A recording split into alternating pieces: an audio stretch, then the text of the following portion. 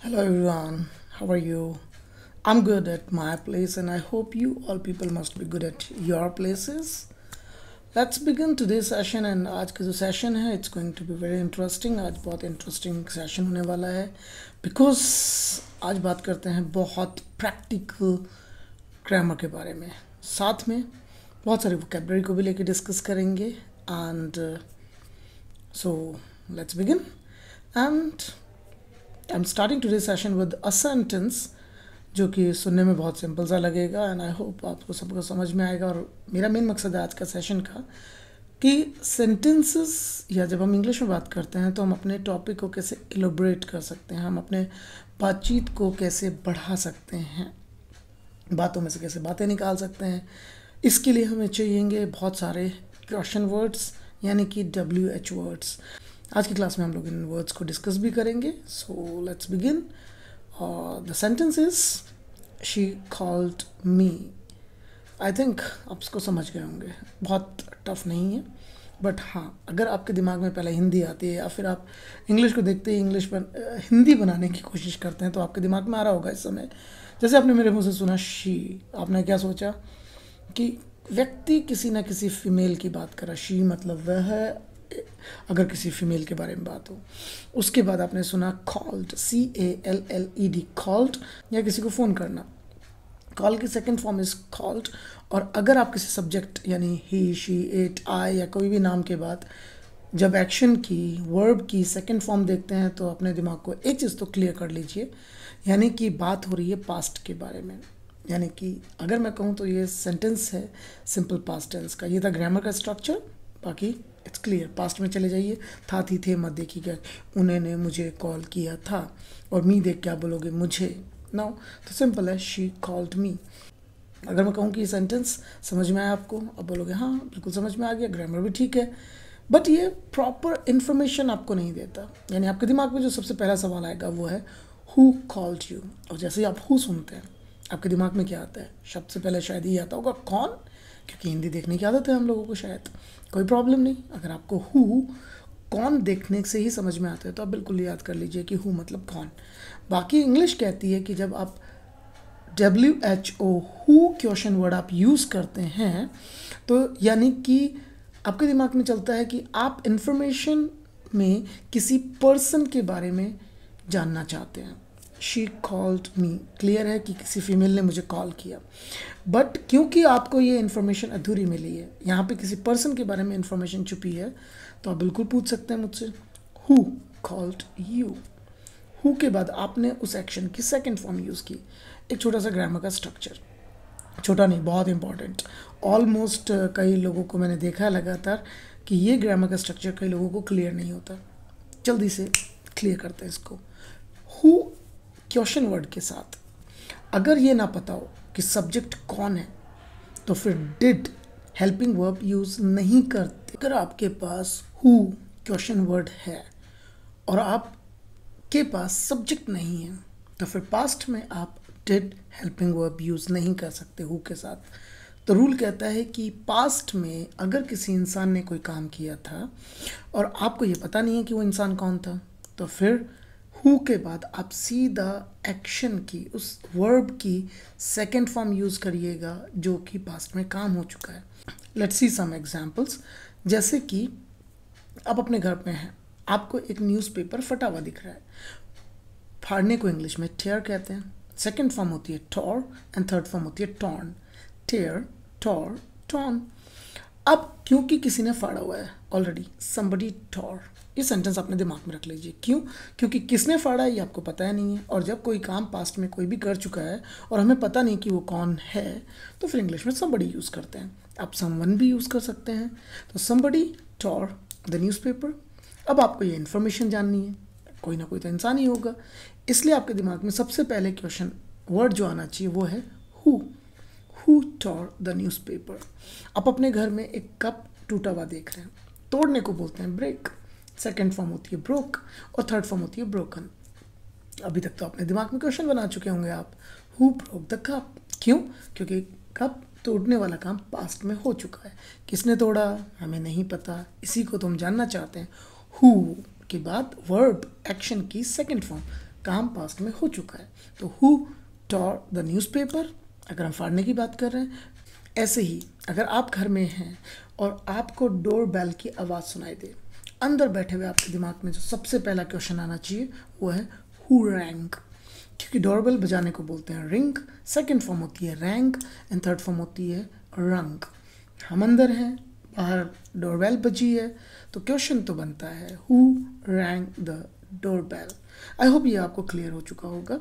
Now तो मैंने जो आपको सेंटेंस बोला था शी कॉल्ड मी, अब इस सेंटेंस को एलुब्रेट करते हैं, इस सेंटेंस को बढ़ाते हैं। आपने मुझसे सवाल पूछ लिया इस बारे में, हु कॉल्ड यू, बातचीत आगे बढ़ी।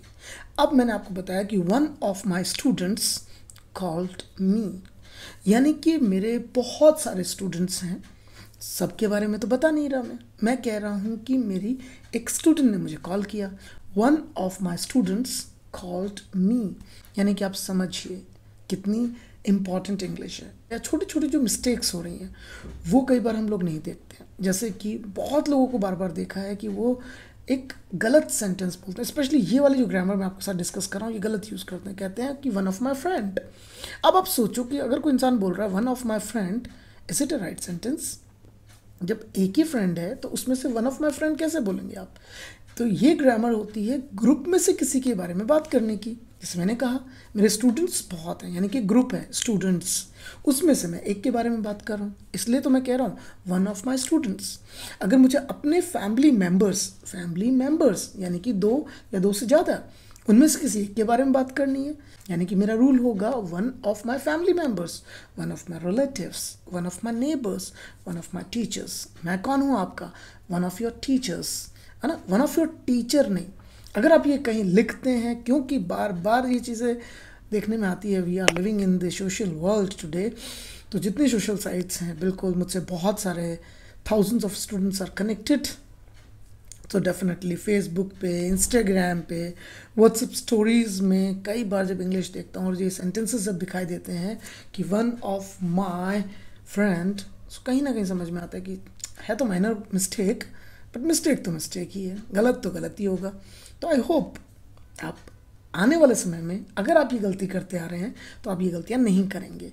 So one of my students called me. अच्छा, अब इसमें से बातचीत करनी है आपको। अभी तक मैंने आपको ये नहीं रीज़न बताया कि उन्होंने मुझे कॉल क्यों किया, और कभी किसी चीज़ का कारण अगर पता करना हो तो फिर इंग्लिश में वाई यूज़ करते हैं, WHY। क्यों? या तो ट्रांसलेशन करें कि वाई का मतलब क्यों, या फिर रीज़न पता करने के इंग्लिश का रूल कहता है कि जब किसी काम को करने का रीज़न पता करना हो तो वाई यूज़ करो। Why did she call you, ठीक है। तो why did she call you, आप ये मुझसे सवाल पूछ सकते हैं। मेरा आंसर, शी कॉल्ड मी किस काम के लिए? टू लगा के, और जो वर्ब है उसकी फर्स्ट फॉर्म लगा दूंगा। अब आप कहोगे सर पास्ट में तो सेकंड फॉर्म लगती है, बिल्कुल मैंने लगाई ना पहले, शी कॉल्ड, सेकंड फॉर्म लगाई। अब इंग्लिश कहती है कि जब आप कनेक्टिंग वर्ड टू यूज़ करते हैं तो इसके बाद हमेशा एक्शन की फर्स्ट फॉर्म लगेगी, चाहे पास्ट हो, प्रेजेंट हो या फ्यूचर हो। तो शी कॉल्ड मी किस काम के लिए? To wish me teachers day. Thank you, that's it. So अब आपको समझ में आ गया। जब आपने समझ आ जाता है कि आपको कोई बात व्यक्ति बताए और आपको वो बात समझ में आ जाए, तो उसी जगह पे इंग्लिश में आप बात करते हैं और रिएक्शन में आप बोल सकते हैं ओ आई सी। ठीक, तो मेरी बात आपको समझ में आ गई, आपने इंग्लिश में बोला ओ आई सी, थैंक यू। अच्छा, बातचीत जब हम कर रहे थे, वाइल टॉकिंग, यानी कि कोई काम होते होते जब चीज़ें होती हैं तो वाइल यूज़ करते हैं इंग्लिश में।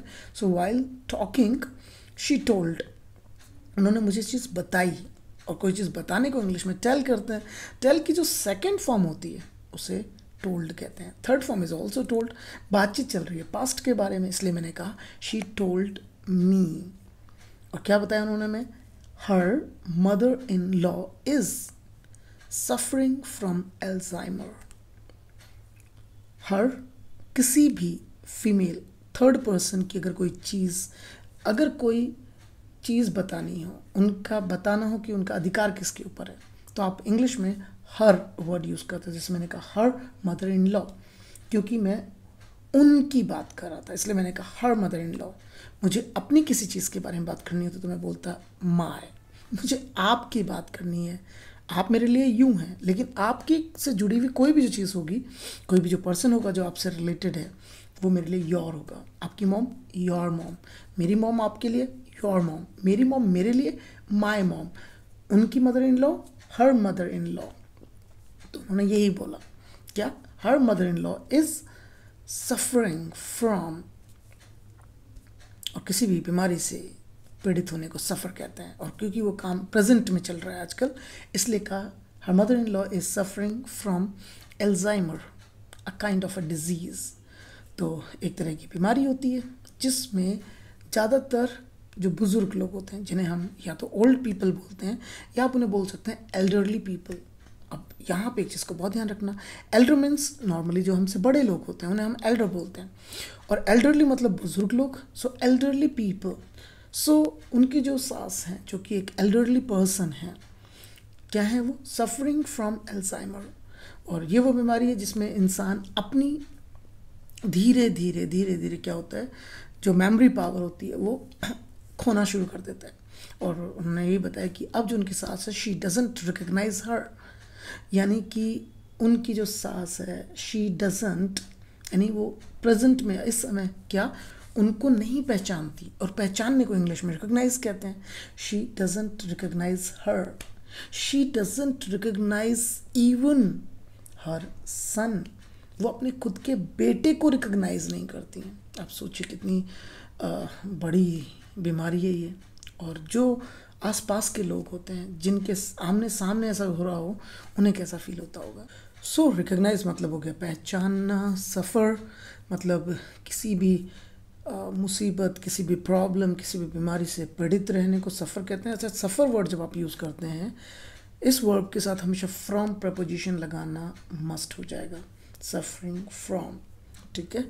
ऐसे ही आप किसी इंसान को अगर बीमार होने के लिए दूसरा तरीका अपना के बताना चाहते हैं तो आप यूज़ कर सकते हैं वर्ड सिक, SICK, सिक।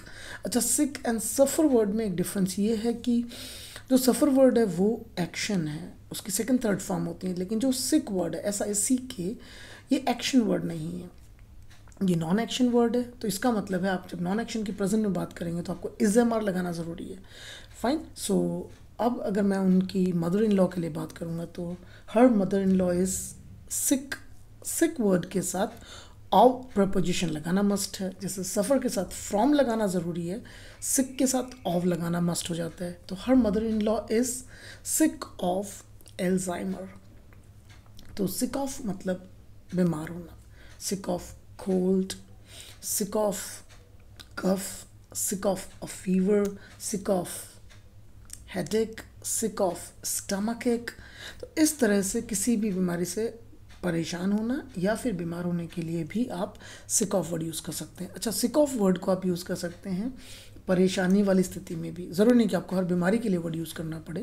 जैसे अगर कोई इंसान आपको देखकर ये बोल दे कि I am sick of you, तो आप समझ लीजिए कि वहाँ से निकल लीजिए। कारण ये है कि वो व्यक्ति आपसे परेशान है, इसलिए वो कह रहा है I am sick of you, I am sick of your demands, यानी कि कहीं ना कहीं आप मुझसे कनेक्टेड हैं और आप इतनी डिमांड्स करते हैं कि मैं परेशान हूँ आपकी डिमांड से। आई am sick of your demands, I am sick of my mobile phone. अगर आपके मोबाइल फ़ोन ऑफकोर्स या तो बहुत पुराना हो गया है, हैंग बहुत होता है, इसलिए आप बोलते हैं I am sick of my mobile phone, या फिर कारणवश ये भी हो सकता है कि आपके मोबाइल पर जब देखो कॉल कॉल एंड कॉल आते रहते हैं, आपको टाइम ही नहीं मिल पाता, तो आप उस समय भी बोल सकते हैं my god I am sick of my mobile phone, I am sick of power cut. आप जिस एरिया में रहते हो और वहाँ पे बार बार बिजली जाती रहती है, तो ऑफकोर्स आप यही बोलने वाले हैं। आपकी बाइक जो कभी भी बंद हो जाती है, एवरेज बहुत कम देती है, तो इसका मतलब मेरे को बोलने की ज़रूरत ही नहीं है, आप खुद मुझे बता देंगे sir I am sick of my bike. Sick of neighbours, बहुत लोग हैं जो अपने नेबर्स, अपने पड़ोसियों से परेशान होते हैं। 3-4 क्वालिटीज़ मैं बता देता हूँ जो एक अच्छे नेबर होने की बिल्कुल भी पहचान नहीं है। क्वेरलसम यानी हिंदी में झगड़ालू, ट्रबलसम यानी कि वो लोग जो दूसरों के लिए मुसीबत खड़ी करते हैं। मेरे घर के सामने पार्किंग, अपने घर के सामने तो लगाएंगे, लेकिन इसके अलावा मेरे घर के दरवाजे के सामने हमेशा अपनी गाड़ी खड़ी करके रखते हैं। तो इसका मतलब झगड़ा नहीं करते, लेकिन मेरे लिए कहीं ना कहीं तो प्रॉब्लम क्रिएट करते हैं ना, तो वो कौन हो गए मेरे लिए, ट्रबलसम। ठीक है। रूड यानी कि बहुत ही खड़ूस, आप उनसे बात करें तो आपसे ढंग से बात नहीं करें। तो इस तरह के जो इंसान होते हैं आप उन्हें रूड कहते हैं, ठीक है। तो रूड हो गए, ट्रबलसम हो गए, क्वेरलसम हो गए, लाउड, जब बातें करते हैं तो बहुत ऊंची ऊंची आवाज़ में बातें करते हैं। उनकी ऊंची आवाज़ के चक्कर में आपका बड़ा दुख प्रॉब्लम होती है, आपको स्टडी करने में दिक्कत होती है, या फिर अगर आप बहुत लाउड नहीं हैं खुद तो फिर डेफिनेटली आपको कहीं ना कहीं दिक्कत तो आएगी। अगर इस तरह के नेबर्स आपके हैं तो डेफिनेटली कहीं ना कहीं आप ज़रूर बोलने वाले हैं कि I am sick of my neighbours. सारे नेबर्स से तो परेशान नहीं होंगे, तो I am sick of some of my neighbours बहुत सारे। अगर मैं सिर्फ एक से होता तो मेरी इंग्लिश क्या होती, आई am sick of one of my neighbours. लेकिन मैं एक नहीं, 2 3 4 हैं, लेकिन काउंटिंग करके नहीं बताना चाह रहा, इसलिए मैंने कहा I am sick of some of my neighbours, I am sick of none of my neighbours. इसका मतलब मैं अपने किसी भी नेबर से परेशान नहीं हूँ।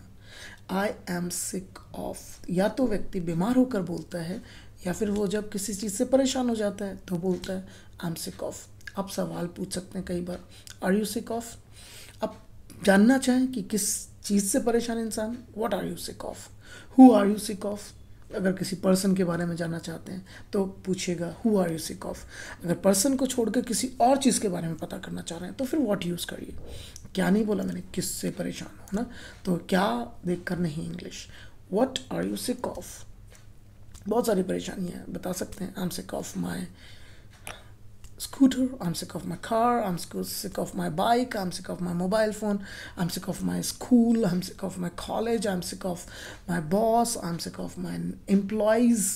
अगर आप कहीं खुद ऑलरेडी किसी बिजनेस के ऑनर हैं और आपने अपने यहाँ पे एम्प्लॉयज़ रखे हुए हैं और आपके एम्प्लॉयज़ अगर वर्क शाय हैं, यानी कि कामचोर, जो काम करने से कतराते हैं, इंग्लिश में उन्हें वर्क शाय बोलते हैं, तो अगर आप उनसे परेशान हैं तो आप बोल सकते हैं I am sick of my employees. आपके बॉस, आपके सीनियर्स ऐसे हैं जो काम करने से कतराते हैं और आप उनसे परेशान, आई am sick of my boss, I am sick of my seniors, I am sick of my students. अगर आप अपने एक टीचर हैं और आपके स्टूडेंट्स आपकी बात नहीं मानते तो आप बोल सकते हैं, पेरेंट्स अपने बच्चों के लिए बोल सकते हैं, क्योंकि आजकल लॉकडाउन में स्कूल्स ओपन नहीं है, घर पे रह के धमा चौकड़ी मचा के रखी है उन लोगों ने। सो बहुत सारे पेरेंट्स हैं जो लगातार बोलते हैं कि I am sick of my kids nowadays. आजकल मैं नहीं कह रहा कि हमेशा परेशान है, बिकॉज आजकल स्कूल नहीं है, ज़्यादा काम नहीं मिलता, दिन भर sick of. So sick of का मतलब परेशान होना होता है। I am sick of, you are sick of, he is sick of, she is sick of, he is sick of, they are sick of, we are sick of, India is sick of, are you sick of। सवाल पूछ रहा था, what are you sick of। Thank you so much. आज का session I hope आपने enjoy किया होगा। Well anyways, have a great time. Thank you so much for watching this video and watching all the videos. I also want to announce something. Very soon, I'm going to start my live online classes. In fact, the date is also decided. From 13th of September, I'm going to start my live online sessions. So if anyone is interested, please, जो given below number है उस पर आप call करके अपनी seat book कर सकते हैं. You can join my online classes. Thank you so much.